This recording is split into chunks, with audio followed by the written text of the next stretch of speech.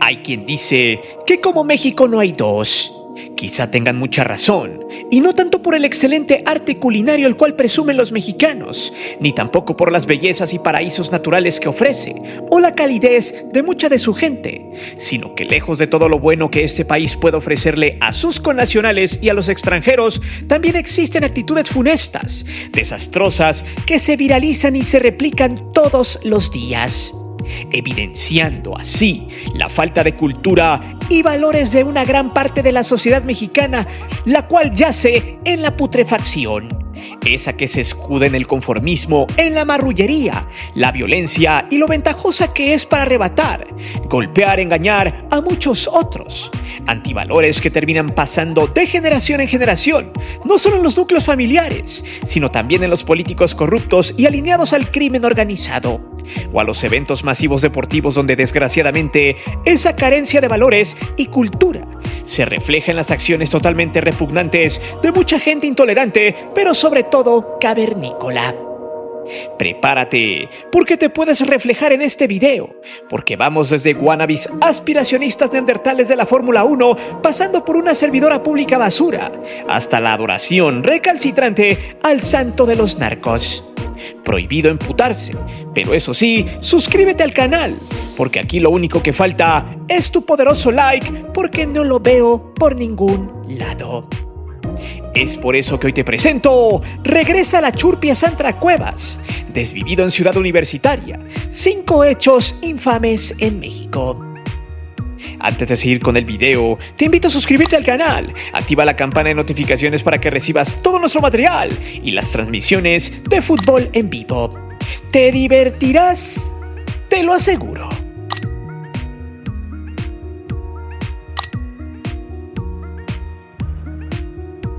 Empecemos con el primero, y esto se dio en el Gran Premio de México de este 2025, que dicho sea de paso, este acontecimiento se ha convertido en una especie de demostración de poder adquisitivo en muchos mexicanos clase medieros, wannabes aspiracionistas que presumen riqueza solo por acudir a este tipo de eventos.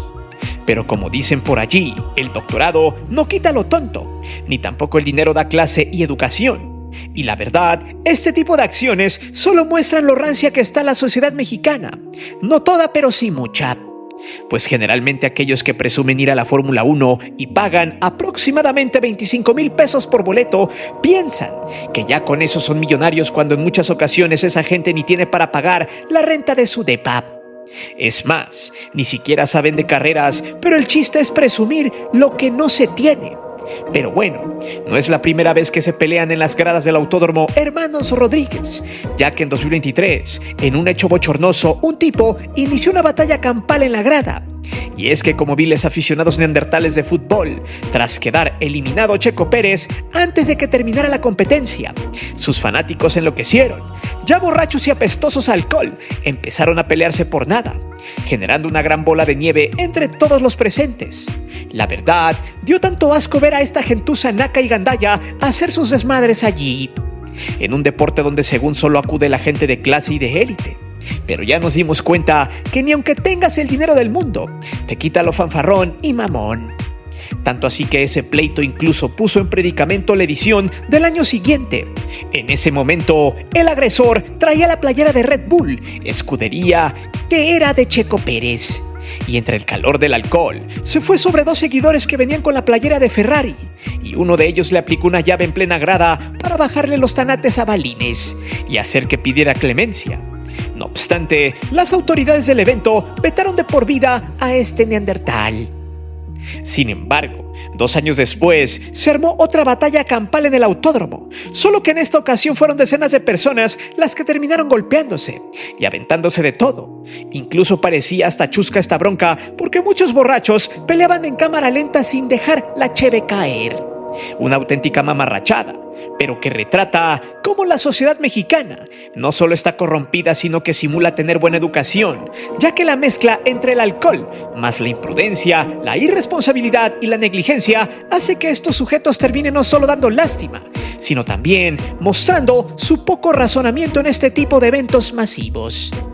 Después de la trifulca, las fuerzas del orden aparecieron y vetaron de por vida a los que iniciaron la riña, que fueron alrededor de 30 personas, opacando por completo el evento.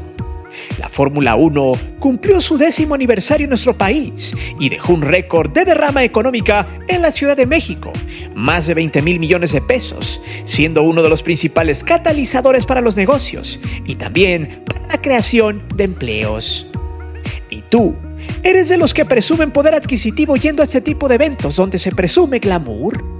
Pero aguas, que en el siguiente punto, le dice quítate que ahí te voy a estos bronceados casueleros de la Fórmula 1.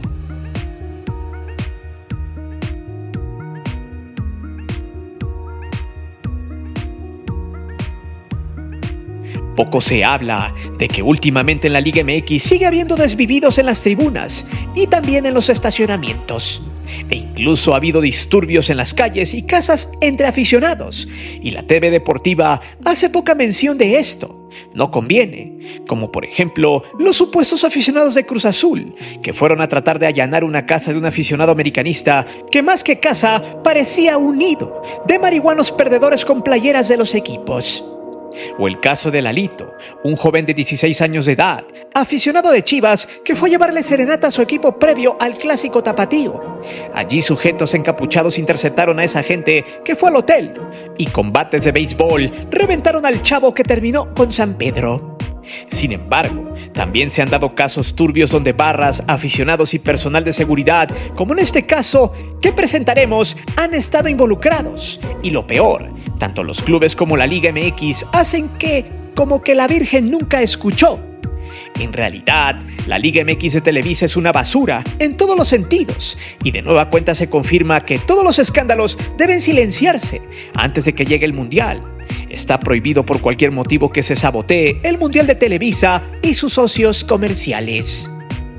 La historia de Rodrigo Mondragón, alias el Monkey, aficionado de Cruz Azul, es demasiado turbia. De entrada porque ya a cualquiera pueden desvivir en un estadio.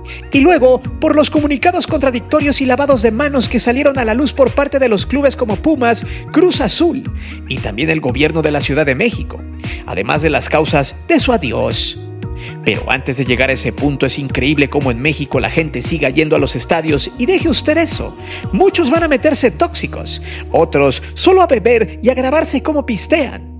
En realidad, los estadios de México se han vuelto cantinas gigantes y lugares donde las peleas en las tribunas cada vez se vuelven más constantes. Tugurios de gente corriente, aquellos que andan echando bronca, robando o drogándose en un lugar que debería ser para las familias que van a disfrutar de ese pobre espectáculo. Esto se ha vuelto una bomba de tiempo donde la delincuencia y los neandertales están desatados. Lo más cagado de todo es que la Liga junto a Televisa se encargan de meter la basura bajo la alfombra. En un comunicado de Protección Civil de la UNAM, explicaba que el aficionado de pronto se desvaneció en las inmediaciones del estadio, porque según Mondragón estaba en estado etílico, y al ponerse impertinente lo llevaron con las autoridades de la ciudad, donde después se desplomaría. Esa versión literal es un completo engaño e insulto a la inteligencia humana, ya que las averiguaciones previas arrojaron que el personal de Protección Civil del estadio se excedió en agarrarlo a toletazos. Según los informes de 7 Letras y C4 Jiménez, detuvieron a 4 tipos por todo el desmadre, y horas más tarde un amigo de Mondragón explicó que la autopsia arrojó que desvivieron a este compa por asfixia y golpe en la cabeza. Luego, al interrogar a los involucrados, estos dijeron que se les había pasado la mano. Después de haberse disputado el juego en Ciudad Universitaria entre Cruz Azul y Monterrey. Y a pesar de que aún no se han publicado los hechos oficiales por parte de las autoridades, uno de los amigos más cercanos al Monkey, llamado Eric Soto, explicó cómo se dieron estos hechos, ya que él estaba allí con él. Y es que según los hechos, es que supuestamente Mondragón estaba en el estacionamiento de CU alrededor de las 11:30 de la noche. El juego ya había terminado y de pronto 4 sujetos llegaron a reventarlo, a darle con todo.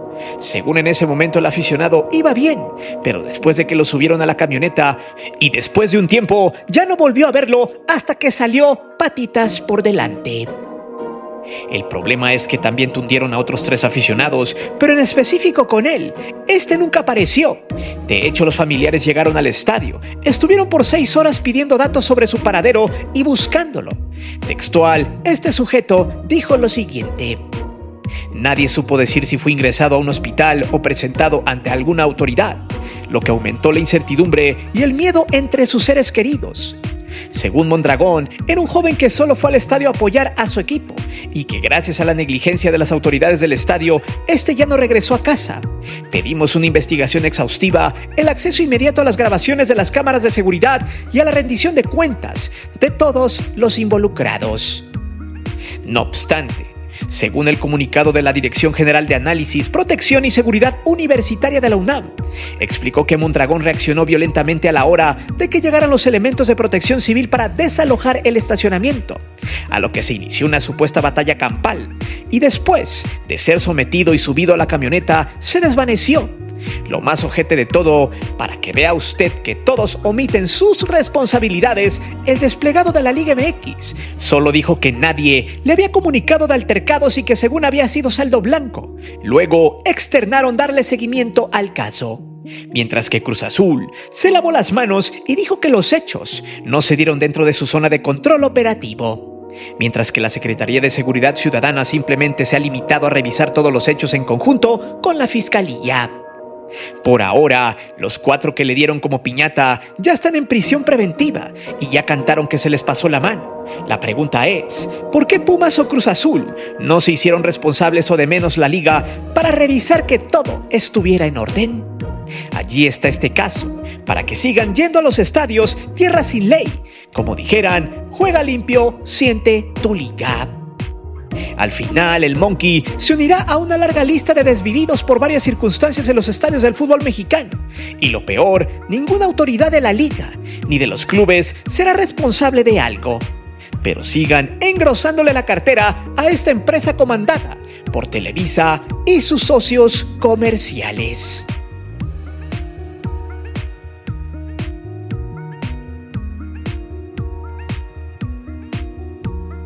Muchos saben que Jesús Malverde es uno de los santos más adorados por los narcos en México y que su aniversario siempre termina en un aquelarre donde el alcohol, los tóxicos, la banda y toda la porquería que circunda en esa mal llamada cultura son el común denominador.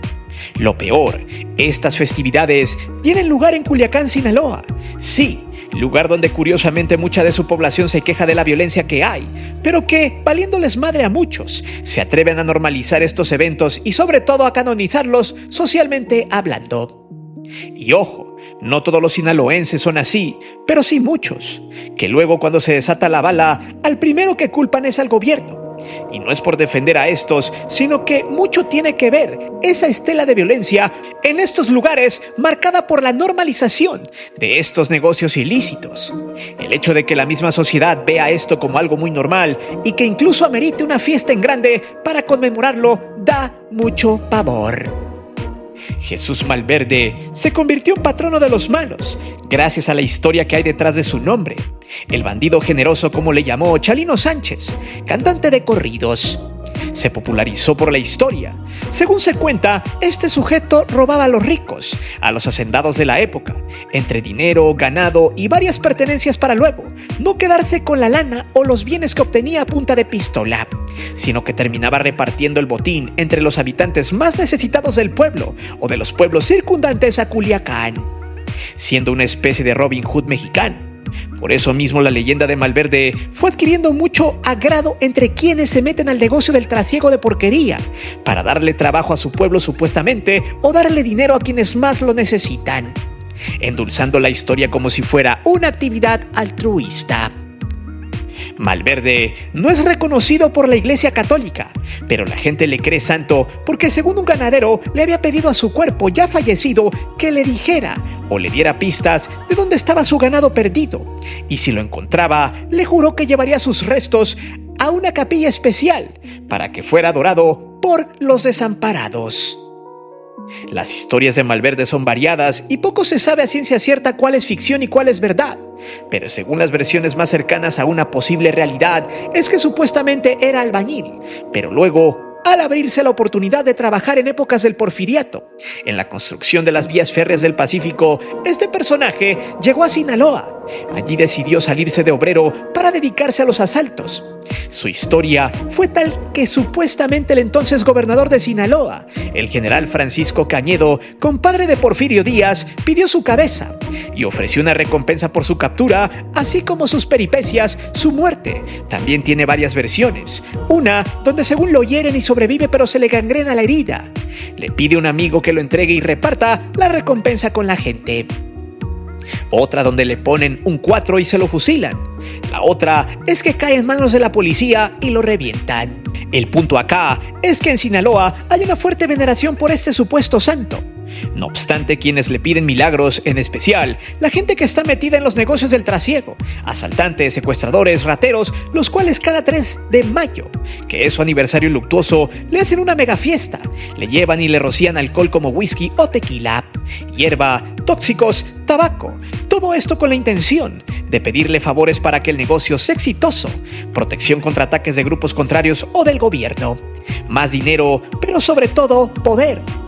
Por cierto, de aquí se desprenden los influencers de los malos, un nuevo modus operandi de esta clase de personas y negocios, gente que lava dinero pero que a su vez son creadores de contenido y supuestos influencers. Este tema lo tendremos pronto en el canal, y cómo es que las redes sociales más la maña es la nueva fórmula para engatusar a las masas y sobre todo tener carne de cañón para todos estos negocios.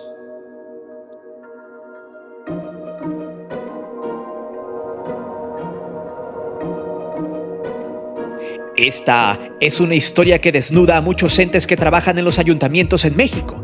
Gente que por tener un pequeño hueso en esas instancias lo ven como su techo, ya que en varios municipios de la República estos sujetos siguen robando, no importa del partido que sean, ya que la mayoría de los que tienen estas prácticas asquerosas son los típicos güeyes lamehuevos del candidato que ganó las elecciones. Mucha de esa fauna ya tiene comprometido ese puesto. El que solo porque sacó copias llevó el almuerzo o la botana donde el candidato estaba descansando. Nada nuevo. Por eso hace apenas algunos días apareció de nueva cuenta el ya funado Franco Escamilla, quien dio un show en Tepic, Nayarit. Y hasta esa zona se trasladó una funcionaria del gobierno de Puerto Vallarta, Jalisco, a auxiliar en la tesorería local, la cual viajó para ver el monólogo del comediante. Y hay que aclarar una cosa: en sus shows, Franco Escamilla tiene la costumbre de hacer partícipe al público. Se baja a cotorrear para sacarles la sopa, y ahí es donde entra esta mujer, llamada Natalia Montaño Ruelas, quien felizmente al preguntarle que a qué se dedicaba y cómo se llamaba, ella contestó que era funcionaria pública en el gobierno municipal de Puerto Vallarta. Y cuando le preguntaron que qué hacía allí, ella suspiró, como diciendo pues nada.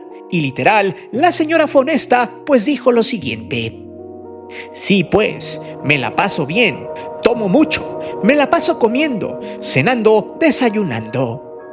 Y Escamilla le dice: sí, Natalia, pero tu cuestión laboral ¿cuál es? ¿Tu gafet qué dice? A lo que ella contestó riéndose y diciendo: no sé. El video se hizo viral y mostró cómo se las gastan generalmente los funcionarios que entran al gobierno por palanca. Insisto, no importa el color del partido. Cuando esta gente llega al poder, tiene estas tendencias miserables, falta de profesionalismo y sobre todo con argumentos estúpidos, cuando saben que ya la excrementaron. De hecho, después de la funa, esta mujer puso en redes sociales lo siguiente, además de limitar los comentarios: para los sentidos y atacantes, a un show de comedia se va a relajar. En el trabajo se ejercen responsabilidades, cada cosa en su sitio. Justificando su huevonería y cómo esta gente solo porque es conocida del político llega a estos puestos por favoritismo, tanto así que ni ellos saben cuál es su función y qué tienen que hacer dentro del ayuntamiento, pero bien que cobran. Según la información del portal del Ayuntamiento de Vallarta, Natalia cobra un sueldo bruto de 24,745 pesos mensuales y menos impuestos. Se mete 21,128 pesos mensuales netos. Su cargo es de auxiliar en las finanzas del municipio. No obstante, ella dice que no sabe cuál es su función.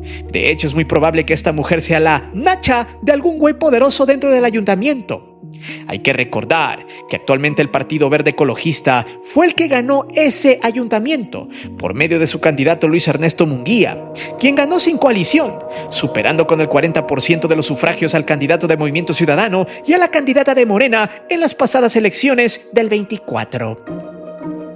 El alcalde Luis Ernesto se terminó pronunciando por los hechos ante la presión, lo cual parece ser una llamada de atención a esta mujer que se la pasa a toda madre haciendo nada en ese gobierno. Textual, dijo lo siguiente: solo comentar que todos los funcionarios del ayuntamiento tienen que estar muy claros del respeto que tienen que guardar a la investidura y a la función pública. Entiendo que el contexto se dio en un evento de comedia, pero también debe haber mucha responsabilidad en lo que representa a cada uno de los funcionarios. Apenas el 18 de marzo de este año, Natalia Ruelas asumió el cargo de auxiliar en la tesorería del ayuntamiento y ya nos demostró que solo va a tirar la hueva, que va a chupar y a reventarse. No cabe duda que este patrón se repite en numerosas ocasiones en cualquier ayuntamiento del país, mostrando así cómo la corrupción y sobre todo el amiguismo, el compadrazgo y el servilismo siguen siendo un común denominador en estos puestos, que en la mayoría de las veces son regalados, asignados por consigna política o dedazo y no por talento o las cartas profesionales de los funcionarios. Pero cuéntame, ¿qué otros casos conoces en tu municipio?